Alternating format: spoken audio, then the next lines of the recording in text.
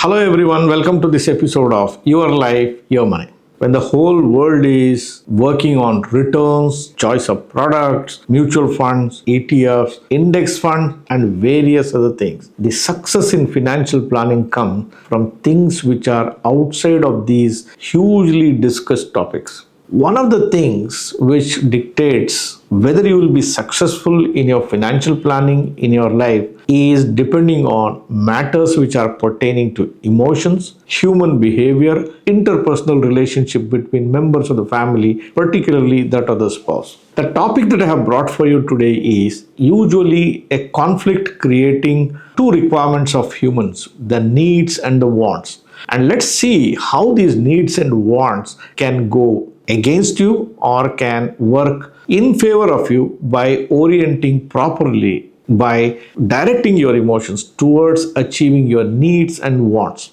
Stay till the end of the video. I am going to discuss the various aspects of this particular problem and how you can conquer your emotions and set a best stage to succeed in your financial planning. This is NRI Money Clinic for you, and I am Dr. Chandrakant, but your financial guide for a happy living.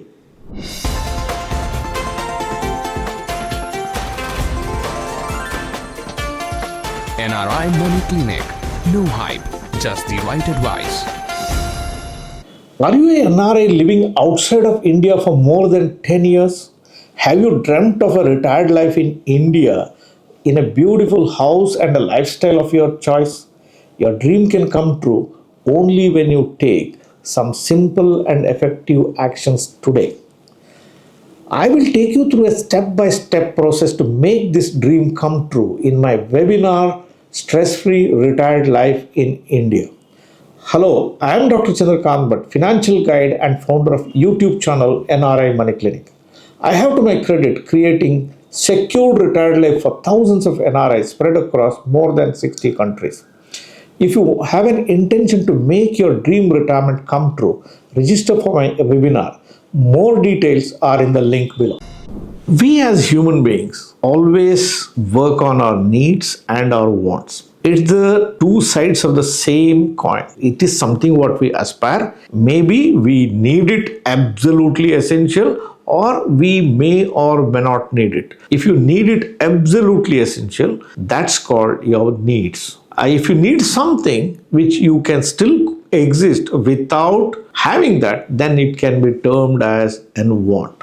A need is absolutely essential for your survival. Maslow's hierarchy says what is your needs. At the bottommost level, you have the needs of basic survival like food, shelter, education, healthcare. All these things are the funds to survive the uncertainties. All these things will come under your needs. Wants are something that you aspire to do something. For example, you want to go on a world tour. Maybe you want to drive a bigger car. Maybe you want to drive a better car. Maybe you want to dine out in a fancy restaurant. These could be your part of the wants. So it's perfectly normal to have that wants. If you have certain wants, don't feel that, okay, because it's a want that my life will not develop around that. That's not correct. But what is very essential in life is to differentiate between what is my need and what is my want. Where are the gray areas which exist? How do I balance out between the two? Which one should I attempt first? Which one should I attempt later? How do I balance between my needs, wants, and how do I achieve each and every one? That will dictate how successful you are in your financial planning exercise. When we are attempting to address the problem of needs and wants, there is always a conflict. Conflict could arise between members of your family. For example, you could be thinking this is your need and something else could be your want. However, your spouse could be thinking the other way. For example, a simple case study between a man and a woman, I'll tell you the case study. A man can live with just 2 pairs of dresses, 3 pairs of dresses, or 4 pairs of dresses. However, a woman needs more dress. A man may think that that's a want. Why you need so many pieces of dresses? But that's a need for a woman. That's the way we look at a particular problem. So these are the areas of conflict. Likewise, between parents and children, a conflict can come. You may think that, okay, this gadget is sufficient for you, but the child may think, I need that. In child's perception, that could be the need, but in a parent's perception, that could be the wants. Having a car is a need. Having a big car or a fancy car could be your want. Wanting to travel could be your need. There are people who just can't sit at home. That's a personality type. They can't be restricted themselves within the four walls. They have a need. They need to move around. They want to go around. They want to travel. They want to see places. They want to dine out. Anything could be there. That could be their need. However, for a person who is very comfortable within the four walls, that travel or that going out may not work as their need. So there is always a conflict. When you're trying to do certain things in life, again, for example, allocating your resources, again the conflict will come. How much money should I allocate for my needs and how much money should I allocate for my wants? So this conflict comes in your mind. If you're working with the financial planners, it's much more of a bigger problem. Client comes to you, client is husband and wife, and each person sees the problem in a different way. You as a financial planner think the problem in a different way. You want to handle it in a particular way, whereas there is a conflict of interest. So it gives two interesting possibilities around how do we go about working on both my needs and both my wants is always is a conflicting situation. It all calls for a counseling, a conflict resolution mechanism which is required. Otherwise, all the planning can go for a toss. When a client comes to a financial planner, how does the financial planner solve this problem? There are three strategies generally adopted by the financial planners to arrive at a harmonious situation or a balancing situation between this conflict of attending to the needs and the wants. Needs and wants both are essential. So how does a financial planner handle it? Number one is counseling. Let's say a client comes and there is husband, there is wife, and each expresses their opinion. Now the financial planner become an external source for them to counsel, right? Husband and wife do not listen to each other. That's normal. That's a normal thing which will happen in every family. There's nothing unusual about it. But when they go for an outside counseling, the financial planner can counsel them and say, look, you want this comes under the category needs, this comes under the category of wants, you have limited resources or you have got so much resources, let's allocate to this much, let's allocate to this much. This is one way, the counseling. The second methodology the financial planners adopt could be a budgeting technique. A budgeting technique is the client comes, they express their views, they tell the amount of money which is available, and the financial planner, taking into account the individual preference of the two partners there, can say, look, let's work on budget for each of you. This is what you're going to do. This is what you're going to do. We will meet your needs first. We will also work on the wants. That's the way they can take about. The third method that they can adopt is hand-holding method. Hand-holding method is where all needs are met in the first place. The financial planner will check whether there are any unsatisfied needs which the client has not gone through, and they'll attend to that. But they will also make a provision for satisfying the wants of the client, but they will take it to a future point and allocate resources today. For example, let's say husband and wife want to take a holiday within 3 months. Right? But the financial planner feels that the client is not in a position to allocate money right now. There are pressing needs that needs to be addressed. So he will say, look, let's work on the needs now. We will make your holiday happen, but give me 12 months time. So he'll allocate certain resources, postpone this holiday, gives them an assurance that you have set up the money, you don't have to take a personal loan, you don't have to do a credit card borrowings to satisfy your need of traveling, and he can push it to a future date and give them confidence all the time to say your wants will be met, just a matter of time. So these are the three techniques the financial planners adopt to make sure the client has both the needs and wants satisfied. When you're planning and you have to attend to needs and wants, the first priority is always the needs. You must work on needs. You can't remain hungry. If you're hungry today, nothing gets into your head, right? So the food becomes your first priority. Likewise, shelter. You need not own a house, but you have to live in a decent house. You should live in a house which is secure.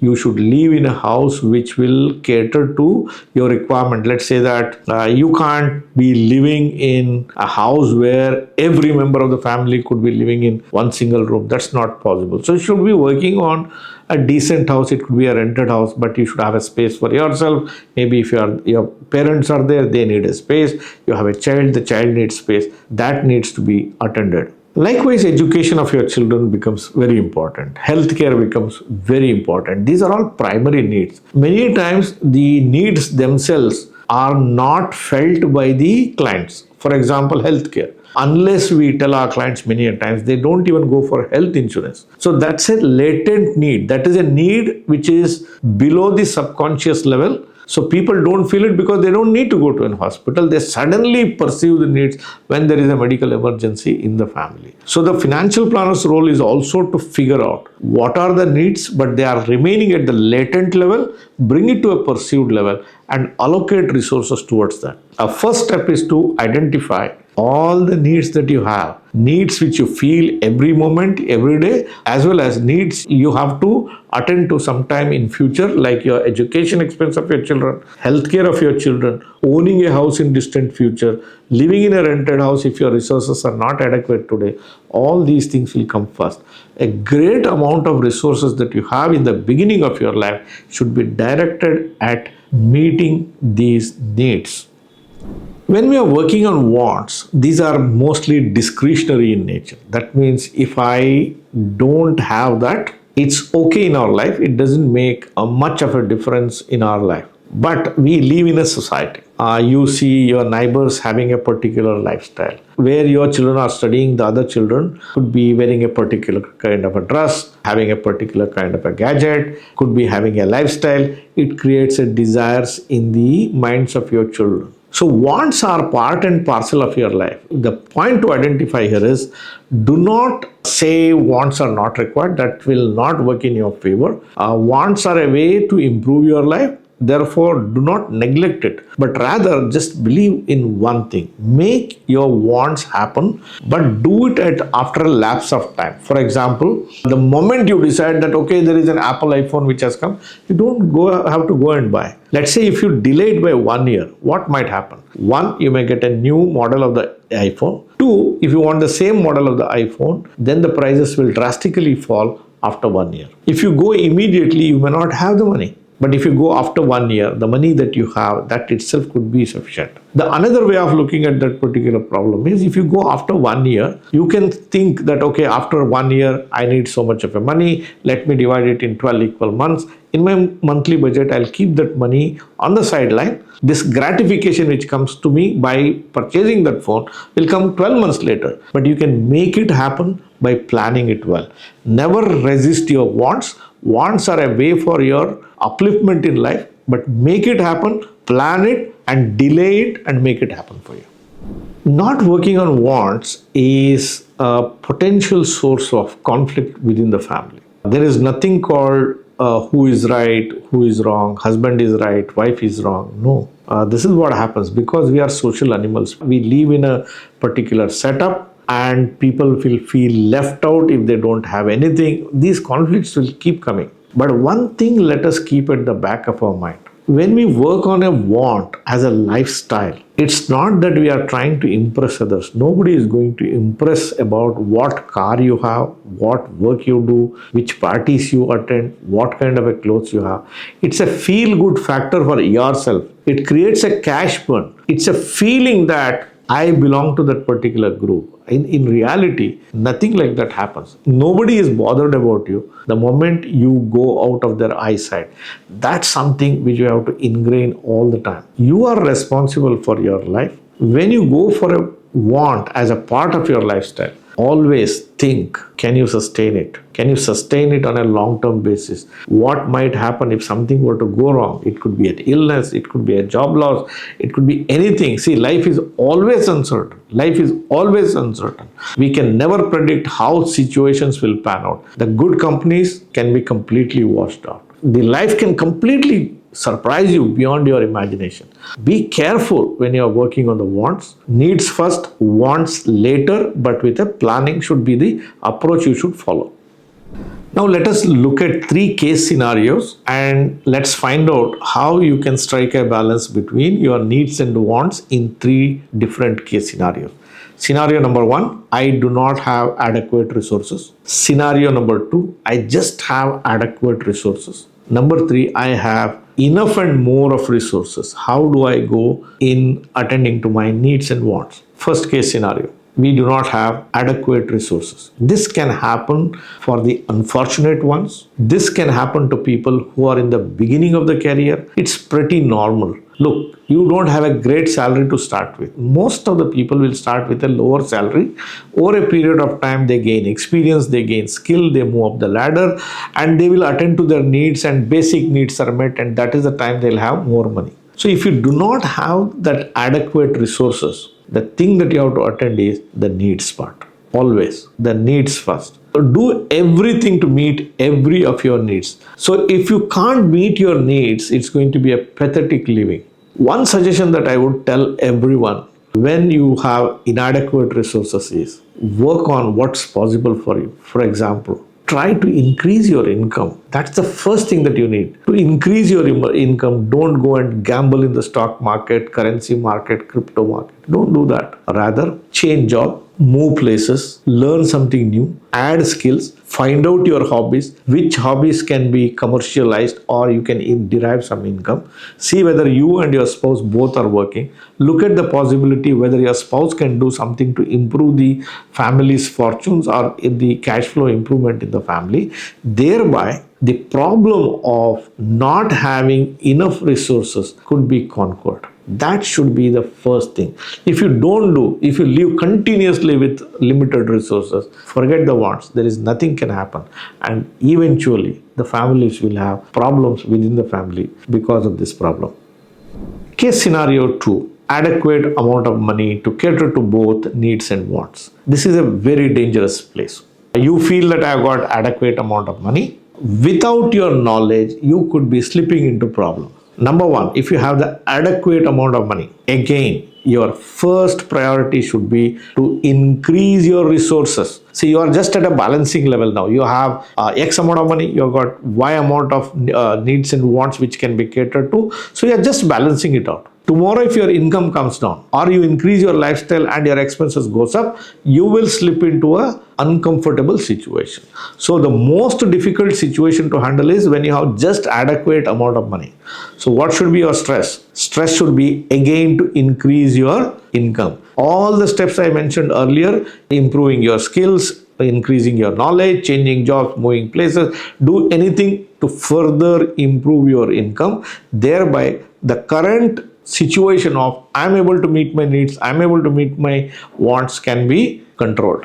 2, you should also work on the wants. See, when you start working on the wants, you can land into a kind of a problem area wherein which everything you want, you'll go and buy that. So you should be very conscious. Work on your wants as a delayed gratification.